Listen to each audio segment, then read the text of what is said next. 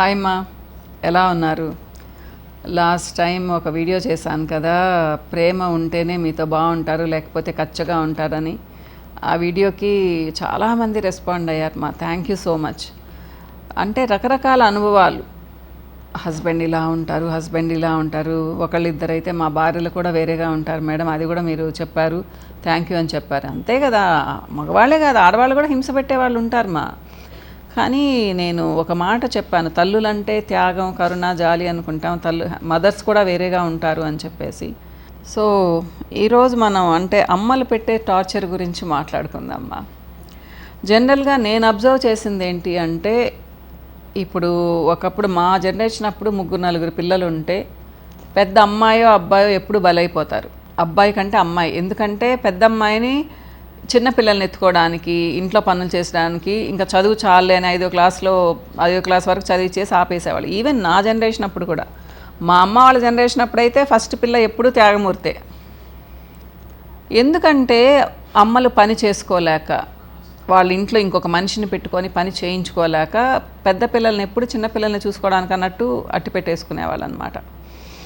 So ఇది ఒక విధంగా స్వార్థమే, కానీ ఇంటి పరిస్థితులు మా ఏం చేస్తారు చెప్పండి, ఒక్క మనిషి ఇంట్లో పని అంతా చేయలేదు కదా. సో వాళ్ళు టేక్ ఇట్ ఫర్ గ్రాంటెడ్ తీసేసుకునేసి ఆ పెద్ద పిల్లకి చదువు లేకపోతే ఏమైందిలే అట్లా ఇట్లా అని చెప్పేసి. కానీ నేను ఇంకొక విషయం కూడా అబ్జర్వ్ చేశాను. ఫస్ట్ పెళ్లి చేస్తారు కదా, అమ్మాయికి బ్రహ్మాండంగా ఇచ్చి పెళ్లి చేస్తారు. పాపం ఇది చిన్నప్పటి నుంచి కష్టపడింది, ఏదో చేసింది అని చెప్పేసి. కానీ కొంతమంది పేరెంట్స్కి లేదా తల్లులకి పెద్ద పిల్ల మీద ఏదో లేదు, కష్టపడింది, పని చేసింది, ఎలాగైనా బతికేస్తుంది అనేసి ఎవరో ఒకరికి ఇచ్చి చేసేయడము, చిన్న పిల్ల ఉంటే దాన్ని చాలా ముద్దుగా చూసుకోవడం, ఇలా ఉంటుందన్నమాట. ఇవంటే డిఫరెంట్ కాంబినేషన్స్ మా, ఒకటేగా ఉండరు ప్రతి ఫ్యామిలీలో కూడా కదా. అందుకనే ఇప్పుడు ఒక 8 మంది పిల్లలు ఉన్నప్పుడు ఆ ప్రేమ, తల్లికి అందరి మీద ప్రేమే, కానీ ఎక్కువ తక్కువ ఉంటుంది. సో ఇది ఒక కారణమ్మా, పెద్ద పిల్లలుగా పుట్టిన వాళ్ళు బలైపోయేవాళ్ళు. కానీ ఇప్పటికి కూడా 3-4 పిల్లలు ఉన్న ఇంట్లో పెద్ద పిల్లలు బలైపోతూనే ఉంటారు, వాళ్ళకి మరీ నోరు ఎక్కువ ఉంటే తప్పితే. అంటే మరి 10 సంవత్సరాలప్పుడు నోరు పెద్దగా ఉండదు కదా, కొడతారని భయము. సో తప్పకుండా పనులు చేయాలి, ఇలా చేస్తూ ఉంటారు మా. కానీ విచిత్రం ఏంటంటే, ఒక 1 year 2 years ఏజ్ గ్యాప్ ఉండి 2 అమ్మాయిలు ఉన్నప్పుడు, లేదా ఒక అమ్మాయి అబ్బాయి ఉన్నప్పుడు, అబ్బాయికి ఏం పనులు చెప్పరు, అమ్మాయికి మాత్రం పనులు చెప్తారు. లేదా 2 సిస్టర్స్ ఉన్నప్పుడు కూడా ఒక అమ్మాయికి పనులు చెప్పరు, ఒక అమ్మాయికి పనులు చెప్తారు. ఇది చాలా వాటి మీద డిపెండ్ అయి ఉంటుంది మా. స్వతహాగా అమ్మాయి కొంచెం అందంగా ఉందనుకోండి, అందమనే మాట్లాడతాను, మీరు బాడీ షేమింగ్ అని అనొద్దు. అందం అనే దానికి ఒక కొలమానం ఉంటుంది. ఫీచర్స్ బాగుండడం, బ్రైట్గా ఉండడం, జుట్టు బాగుండడం, కొంచెం చెబ్బీగా ఉండడం. చెబ్బీగా ఎందుకు అంటున్నానంటే, కొంతమంది పిల్లలు ఎంత చక్కగా ఉన్నా సన్నగా ఉన్నారు అంటే వాళ్ళు అనాకారులు అన్నట్టే ఫీల్ అయిపోతూ ఉన్నారు ఈ రోజుల్లో. సో ఇలా ఉన్నప్పుడు ఏంటి అంటే, కొంతమంది ఆ అమ్మాయిని అప్రిషియేట్ చేస్తూ ఉంటారు కదా, అబ్బాయి మీ పిల్ల ఎంత బాగుంది, అమ్మాయి ఎంత అందంగా ఉంది, మీ అదృష్టం అని. సో ఆ అమ్మాయి మీద ఎక్కువ స్ట్రెస్ పెట్టరు, ఇంకొక అమ్మాయిని పని చేయమంటారు. ఇది చాలా ఇళ్లలో జరుగుతుంది మా. ఇద్దరు తన కడుపున పుట్టిన వాళ్ళు, ఇద్దరికీ సేమ్ ట్రీట్మెంట్ ఇవ్వాలి, ఒకేలా చూడాలి అనే కామన్ సెన్స్ ఆ మదర్కి ఉండదు. ఎందుకు ఉండదు అంటే, వాళ్ళ పెద్దవాళ్ళు కూడా అలానే ఉండుంటారు డెఫినెట్గా. ఇక ఒక అమ్మాయి అబ్బాయి ఉన్నారనుకోండి, ఇప్పటికి కాదు ఇంకో 100 సంవత్సరాల తర్వాత కూడా అబ్బాయికే ఇంపార్టెన్స్ ఇస్తారు చాలామంది ఇళ్లల్లో అమ్మా. డెఫినెట్గా చెప్తాను అది నేను. ఎందుకు అంటే అబ్బాయి స్పెషల్, అమ్మాయి కొంచెం తక్కువ. చాలా అంటే మీరు అనొచ్చు, మరి మీరేం చేస్తారు అంటే, నేను చాలా వరకు ఇద్దరు ఒకటే అని చెప్తాను మా. కానీ ఒక్కొక్కసారి ఏమవుతుందంటే అమ్మాయికే ఎక్కువ ప్రిఫరెన్స్ ఇస్తాను, కొన్ని విషయాలలో అబ్బాయికి ఎక్కువ ప్రిఫరెన్స్ ఇస్తాను. అది మనం బ్యాలెన్స్ చేసుకోవాలి. కొంచెం ఆ తెలివితేటలు నాకున్నాయని నేను అనుకుంటున్నాను. నాలాగా కొంచెం గమనించి చూసేవాళ్ళు చాలామందే ఉంటారు ఇప్పటి జనరేషన్లో, అంటే మా జనరేషన్లో. మా అమ్మ వాళ్ళ జనరేషన్లో అది లేదు, అమ్మాయి అంటే తక్కువ, అబ్బాయి అంటే ఎక్కువ. కానీ ఇప్పుడు కూడా వాళ్ళలాగా ఆలోచించే వాళ్ళు 50% ఉన్నారంటే మీరు నమ్ముతారా? ఉన్నారు. అబ్బాయి పుట్టడం అదృష్టం. నేను ఇప్పటికి కూడా అంటూ ఉంటాను, వచ్చి 2 అమ్మాయిలే మేడం అంటే, ఏమ్మా 2 అమ్మాయిలు చక్కగా 2 మహాలక్ష్ములు పుట్టారు అంటే, పెళ్లి చేయాలి కదా మేడం అంటారు. నాకు అర్థం కాదు ఇది ఒక్కటే.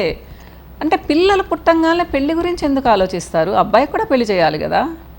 అబ్బాయిలకి ఏమైనా ఊరికే అవుతుందా అమ్మా? ఇప్పుడు అబ్బాయిలకు చాలా కష్టంగా ఉంది పెళ్ళి అవ్వడం, అమ్మాయిలకే ఈజీగా అయిపోతుంది. మీరు అది గమనించుకుంటున్నట్లేరు. అమ్మాయిలు చదువుతున్నారు, అమ్మాయిలు చాలా చక్కగా జాబ్ తెచ్చుకుంటున్నారు, అమ్మాయిలు కూడా పేరెంట్స్కి హెల్ప్ చేస్తున్నారు. మీరు చూసేదాన్ని బట్టి మీరు అబ్బాయికే ఇంపార్టెన్స్ ఇచ్చి నువ్వేరా నన్ను ఉద్ధరించేది అంటే అమ్మాయిలకు ఒళ్ళు మండుతుంది. మరి మేమేం ఉద్ధరించమా అని తర్వాత మీకే హెల్ప్ చేయకపోవచ్చు. కానీ కొంతమంది అమ్మాయిలు పాపం ఇంట్లో పని చేసుకుంటూ అమ్మా నాన్నలకు బాగలేకపోతే వాళ్ళని చూసుకుంటూ చదువుకునే వాళ్ళు, జాబ్ చేసేవాళ్ళు ఉన్నారు. అబ్బాయిలు ఎంతమంది ఉంటారు మాలా?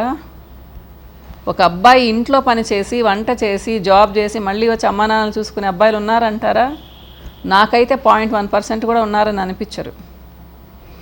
సో అమ్మాయిల్ని చక్కగా ట్రీట్ చేయండి మా. మీరు కూడా మాకు అబ్బాయిలతో ఈక్వల్ అమ్మా. తేడా ఎందుకు చూపిస్తామంటే కొంచెం ఆడవాళ్ళంటే మరీ బయట అబ్బాయిలు తిరిగినంతగా తిరగకూడదు, సేఫ్ కాదు అని కొంచెం నచ్చ చెప్పండి. అప్పుడు అమ్మాయిలు అర్థం చేసుకుంటారు. లేకపోతే అమ్మాయిలు ఎలా ఉన్నారు, వాళ్ళు 12 వరకు తిరిగితే మేము తిరిగితే తప్పేంటి అంటారు. వాళ్ళు ఎక్కడికి పడితే అక్కడికి వెళ్తున్నారు, ఎలా పడితే అలా ఖర్చు పెడుతున్నారు, మేమైతే ఏంటి అంటారు. కంపారిజన్స్ వస్తాయి తెలియని ఏజ్లో. మీరు వాళ్ళని 18-20 ఇయర్స్ వరకు పట్టుకొచ్చారంటే తర్వాత వాళ్ళు మీరు చెప్పినట్టే వింటారు. మా అమ్మాయిలకి తెలీదు ఏముంది, ఏంటి మోడ్రన్గా ఉంటున్నాం, ఫాస్ట్గా ఉంటున్నాం, తిరిగితే ఏంటి అనుకుంటారు. కానీ నేచర్ ఆడవాళ్ళకి కొన్ని లిమిట్స్ పెట్టింది.